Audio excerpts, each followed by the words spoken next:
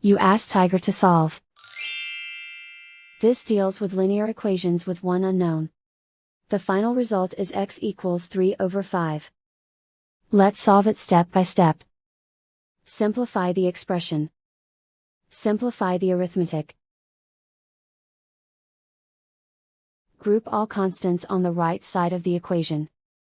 Subtract 3 from both sides.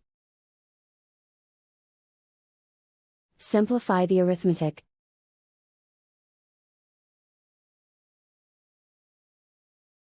Isolate the x.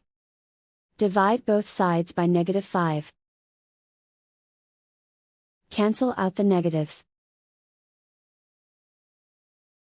Simplify the fraction.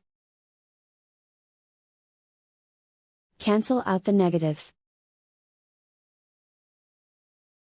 And so the final result is x equals 3/5.